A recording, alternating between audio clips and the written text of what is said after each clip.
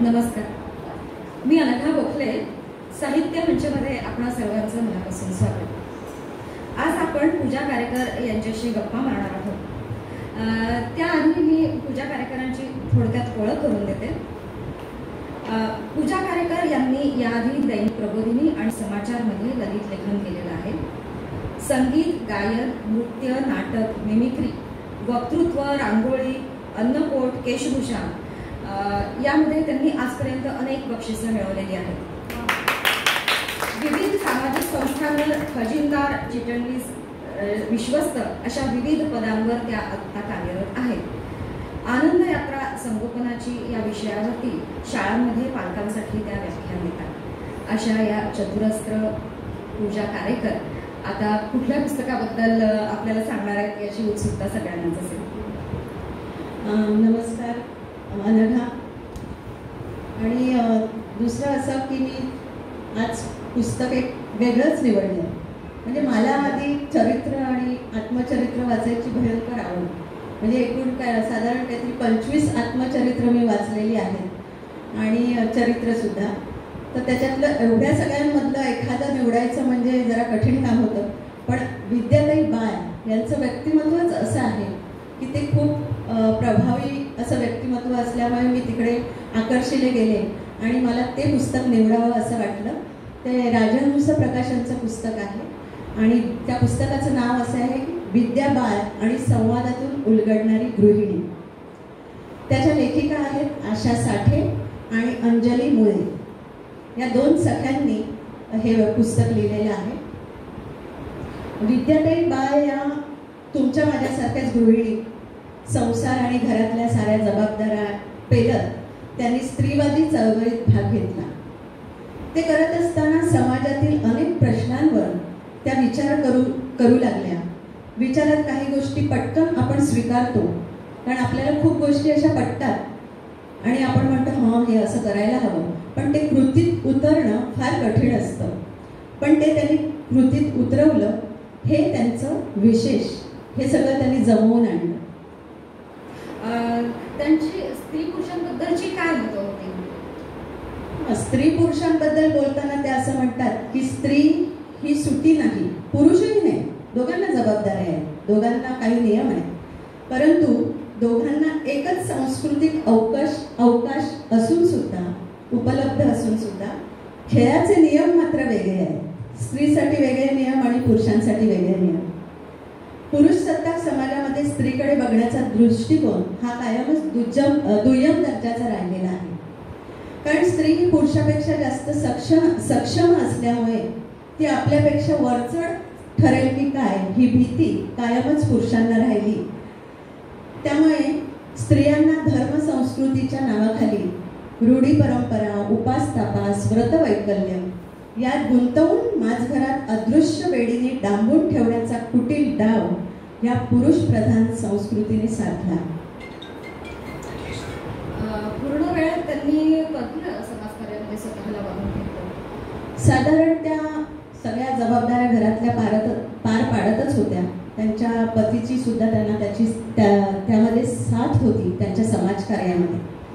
पण पूर्ण वेळ असं म्हणजे 40-45 वयानंतर कदाचित आपल्या सगळ्यांनाच अशी थोडीशी विरक्ती येते की आता आपली जबाबदारी संपलेली आहे, मुलं मोठी झालेली आहेत. तसंच त्यांच्या बाबतीत सुद्धा घडलं की मुलं मोठी झाली होती, स्वतंत्र झाली होती आणि जरी पतीचा समाजकार्यामध्ये त्यांनी मदत होती त्यांना पतीची किंवा साथ होती म्हणूया आपण, पण तरीसुद्धा त्यांना कुठेतरी असं साचले पण यायला लागलं. आणि मग त्यांनी असं ठरवलं की आपण पूर्ण वेळ समाजकार्यात झोकून दिलं पाहिजे. कारण संसार आणि संसारातल्या जबाबदाऱ्या आणि समाजकार्यातील कामं ही अधिक वाढत गेली आणि मग कुठेतरी असं वाटायला लागलं की नाही, आपण आता ह्याच्यापासून संसारापासून दूर राहूया, कारण सगळ्या जबाबदाऱ्या आपण पार पाडलेल्या आहेत. आणि म्हणून त्यांनी असं ठरवलं की आपण पूर्णपणे आता सामाजिक कार्याला न्याय दिला पाहिजे. आणि म्हणून मग त्या घराबाहेर पडल्या आणि त्यांनी पुण्याला त्यांच्या वडिलांचं घर आहे तिथे त्या जाऊन राहिल्या आणि पूर्णपणे समाजकार्यासाठी त्यांनी झोकून दिलं. मला वाटतं त्यांनी स्त्रीसखी मंडळाची पण स्थापना केली. हो, त्यांनी स्त्रीसखी मंडळ स्थापन केलं ते याच करता. सखी मंडळ काढलं त्यांनी. तर ते त्यांना स्त्रियांना व्यासपीठ मिळावं याकरताच त्यांनी केलं की स्त्रियांना मोकळेपणानं बोलता यावं. कारण खूप कुचंबना होते काही स्त्रियांची की आता आपण जो शहरी भागात राहणाऱ्या ज्या महिला आहोत त्यांना तसं होत नाही, कारण आपण सगळ्या बाहेर पडलेलो आहोत, आपण बाहेरचं काम करत असतो, तर घरातल्यांची साथ असल्याशिवाय हे शक्यच नाही. पण आपण ग्रामीण भागामध्ये जर पाहिलं तर तिथे खूप कुचंबना होते महिलांची. तर त्यांना व्यासपीठ मिळावं, त्यांना मोकळेपणाने बोलता यावं, त्यांना लिहिता यावं याकरता त्यांनी हे सखी मंडळ काढलं. आणि पण ती विश्वासाची जागा पाहिजे ना. त्यांनी असं ठरवलं की ज्यांना कोणाला मोकळेपणाने काही त्यांचा काही प्रश्न असेल किंवा काही त्यांचं गुपित असेल ते विश्वासाने सांगण्याची जागा मिळावी असं त्यांना खूप वाटत होतं. आणि म्हणून त्यांनी सखी मंडळ काढलं, ते व्यासपीठ त्यांच्यासाठी स्त्रियांसाठी तयार केलं. पण कुठेतरी ना बायकांना भीती असते की मी मैत्रीण म्हणून ह्या सखीला ही गोष्ट सांगितली, पण ते गुपितच राहील का, की कदाचित ते सगळीकडे पसरेल याची भीती असते. तर त्यांनी तो एक कटाक्षाने नियम पाळला होता. म्हणजे त्यांनी सगळ्या सख्यांना सांगितलं होतं की तुम्ही तो नियम पाळला पाहिजे की कुठलीही गोष्ट तुम्हाला एखाद्या सखीने सांगितल्यानंतर ती बाहेर जाता कामा नये. हा कटाक्षाने नियम त्यांनी पाळला. तर खरंच आपण एखादी नाजूक गोष्ट आपण मैत्रिणीला खाजगीत सांगतो, पण मग ती भीती असते. आणि म्हणून हे व्यासपीठ त्यांनी केलं, खुलं केलं. तर त्याच्यावरून एक दोन ओळी आम्हाला आठवतात, म्हणजे कॉलेजमध्ये असताना ऐकलेल्या, खूप सुंदर आहेत, ऐका तुम्ही देखील. मैत्रिणीच्या तळहाती विश्वासाने सोपवलेला अश्रू तिने सार्वजनिक तळ्यात सोडला, काळजातला समुद्र मी काळजातच कोंडला. तर खरंच किती व्यापक अर्थ आहे की स्त्री एखाद्या सखीजवळ आपलं गुपित म्हणा, आपलं दुःख म्हणा, अगदी त्याच्यातलं खूप समुद्र एवढं दुःख तिच्या काळजात दडलेलं असतं, पण ती फक्त त्याच्यातला एखादा अश्रूच सांगते, पण तो तिने सार्वजनिक तळ्यात सोडला. व्यापक असा अर्थ आहे ह्या कवितेचा. त्याच्यानंतर त्यांनी मिळून साऱ्याजणी हे मासिक काढलं. विद्या आणि त्यांची काही परखड मतं होती, हो त्याच्याकडे तू येशीलच. येईन. पण विद्याताईंनी मिळून साऱ्याजणी हे मासिक काढलं आणि काहीतरी 1889 साली त्यांनी ते मासिक सुरू केलं, मिळून साऱ्याजणी. तर त्याचा मूळ उद्देश हाच होता की सामाजिक परिवर्तन होणं फार गरजेचं आहे.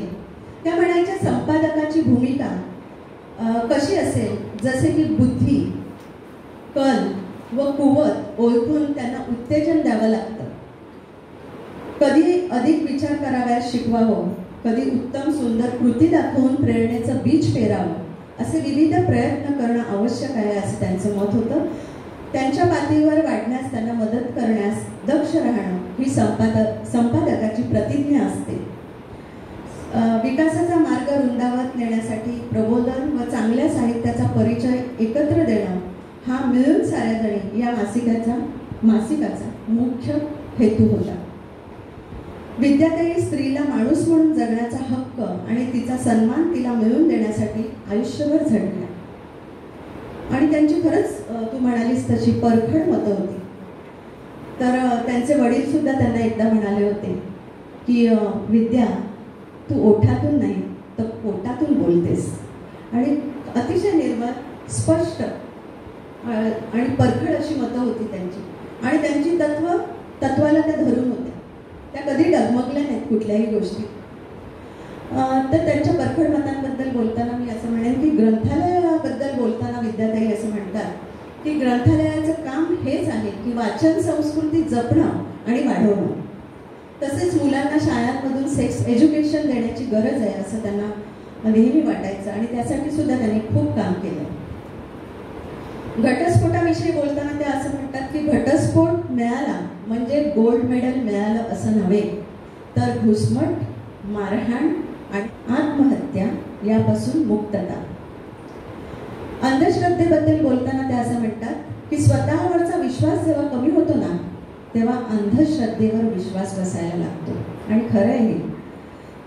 उत्सवाविषयी बोलताना त्या म्हणतात की मांडव, रोषणाई, रस्ते जाम, वेळ वाया घालवणं, लाऊडस्पीकर, दादागिरी, त्यापेक्षा जर समाज कार्यासाठी हा वेळ दिला तर जास्त तो योग्य ठरेल, असं त्यांचं मत होतं. मासिक पाळीविषयी बोलताना ते असं म्हणतात की मासिक पाळी हा स्त्रियांचा शारीरिक धर्म आहे. अशा काळात तिची काळजी घेण्याचा समजूतदारपणा न दाखवता तिला अशुद्ध, अपवित्र ठरवणं हा कोणता न्याय, असा त्या प्रश्न विचारतात पुरुषांना.